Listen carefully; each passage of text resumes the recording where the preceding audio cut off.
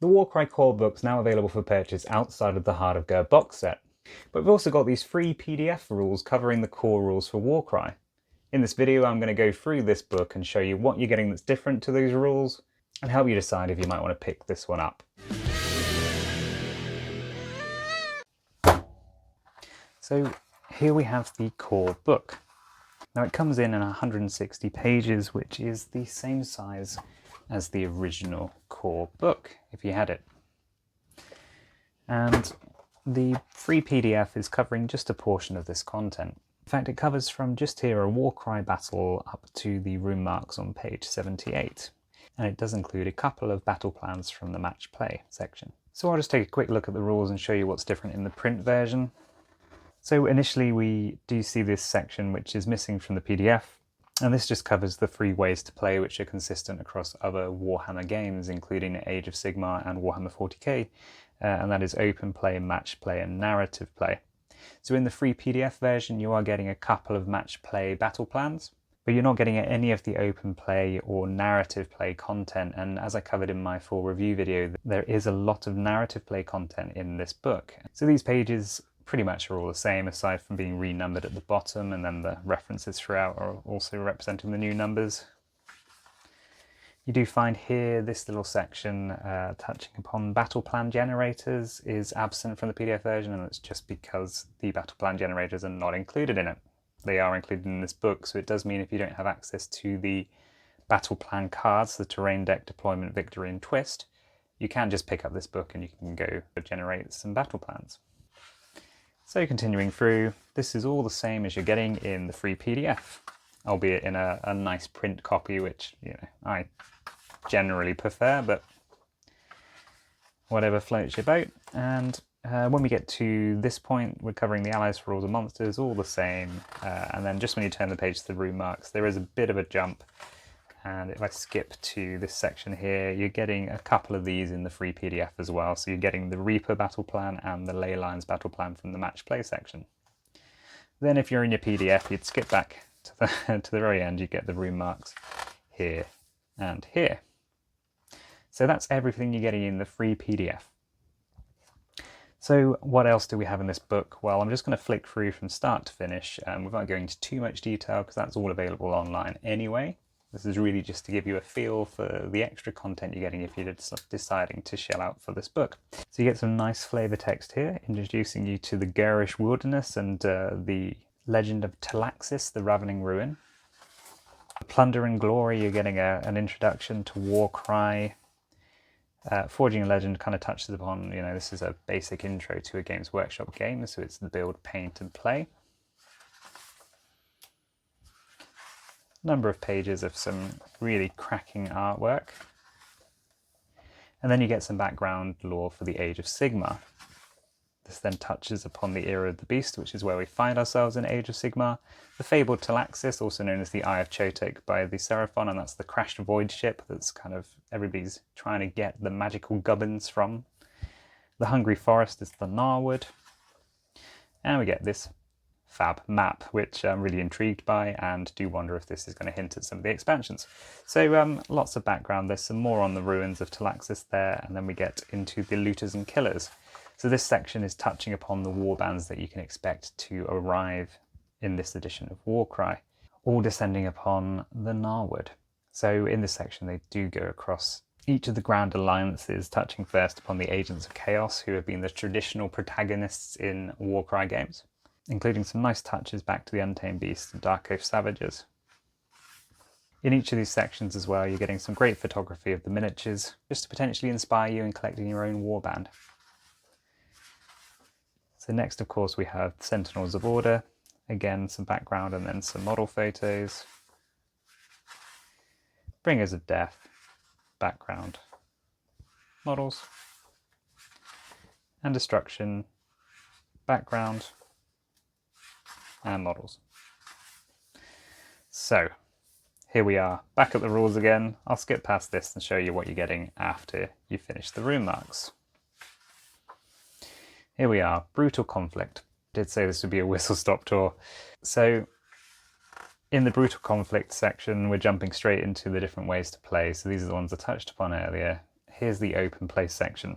So open play is a great way of you and a group of friends all diving into a game of Warcry. So the bulk of the rest of the rules are for 2 players playing against each other. Open play introduces games for 4 players, whether you're playing in a coalition of death battle, which is where you form 2 teams and duke it out, or whether you're all gonna just kind of go for a free-for-all known as Triumph and Treachery and all jump in and fight each other. Here are some of those fantastic maps where you get the deployments for 4 different colours and you're all jumping in there. After this we move on to match play, and as I've touched upon, a couple of those appear in the free PDF, but you're only getting a couple. So here there are actually 1, 2, 3, 4, 5, 6.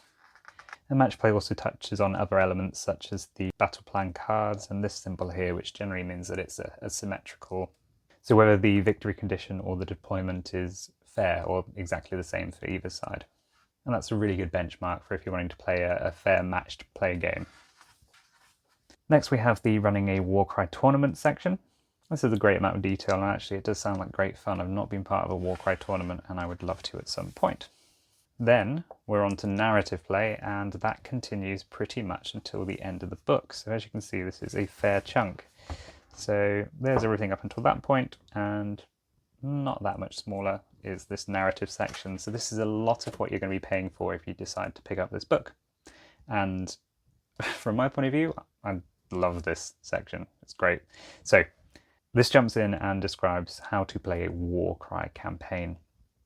Now, if you played the first edition of Warcry, your campaigns were sort of 10 matches that were all linked up across a map. And essentially, you wouldn't have to be playing against the same people. You could do this kind of solo. You would just be saying, right, I'm embarking on a campaign.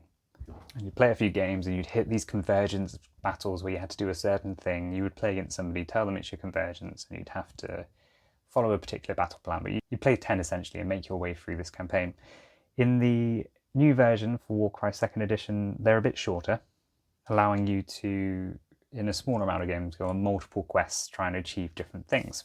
And in short, summarised here really, you build your roster, you go on these quests, which are essentially these shorter versions of what were known as the campaigns in the first edition. You complete your aftermath sequence, which allows you to send your fighters off into the wilds to look for treasure, and they probably will come back, but not always.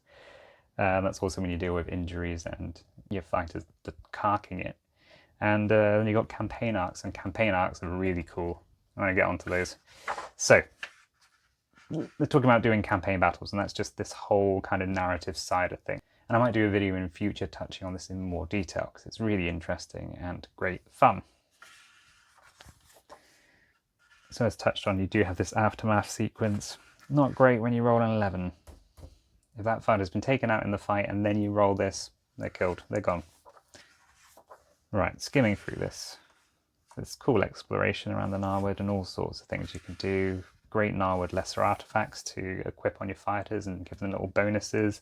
There's a map where you can set up your encampment in different places to get different bonuses, and you can't stay in any of these places for a huge amount of time in this version of the game, which is really interesting.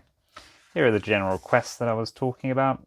So here's an example of a quest, secure a powerful ally. For this quest, all you have to do is, at the end of it, when you're working your way through the quest steps in step 4, which is just, again, one of the steps that you get to when you've completed a quest game. And completing a quest game is literally saying, I'm doing a quest game, playing against somebody. Doesn't matter if they're playing a quest or not. And at the end, if you've won, you've met the criteria to secure yourself a powerful ally. And if you haven't won, you can still do this by spending 5 glory points. And you do earn glory points whether you win or lose a battle. So after this, you do get some quests that are specifically unique to each of the ground alliances. So we have Chaos, again, Order, Death, and Destruction. And each of these specific quests comes with their own extra stuff, such as encampment locations. So for Destruction, it's a proper bog, and likewise you get bog treasures. Whereas for Order, it's a trade route, and you can get fantastic items such as Bugman's XXXXX, which is an excellent brew. Now to touch on the campaigns. Campaigns offer you an opportunity to not do a quest solo. So these are games where it actually does matter who you're playing about, and these kind of pull in those kind of games and those memories you'd have from things like Mordheim or playing a long narrative tournament, or just sitting down with the same group of friends and playing your way through a campaign. So they offer 2 large campaign arcs here, which just give you the opportunity to play through a narrative which is impacted by the people you're playing with as you go through them. So you get the Path of Entalax in here, offering these set battle plans. And you have the Chotek Valley, which introduces in Savage Seraphon. It'd be interesting to see if we're going to see something like this in the next Warcry expansion, which seems very likely to have some Seraphon, whether they're Savage Seraphon or the Seraphon that are on their way to try and sort of reclaim their ships, so that both of those are mentioned in the lore. After this, we do have the Battle Plan Generator, touched upon earlier. And these don't offer as many cards as you're getting in the deck, but do offer a smattering of deployments, victory conditions, and twists. Finally, you're met with Warcry Warband rosters, encampment rosters, hero and fighter rosters, and a Warcry tournament roster. And it is a little bit of a shame that they weren't included in the free PDF, because actually these would be really handy as PDF documents. So hopefully they will be sharing those soon. So there you have it, a bit of a whistle-stop tour there, but that's everything you're getting in this book, which you haven't got already in the free document. I hope that's been of some use to some of you. So what do you think? Are you going to pick this one up? Are you going to stick with the free PDF, or, you know, something in between? I don't know. Buy some Doritos. Anyway, cheers for watching.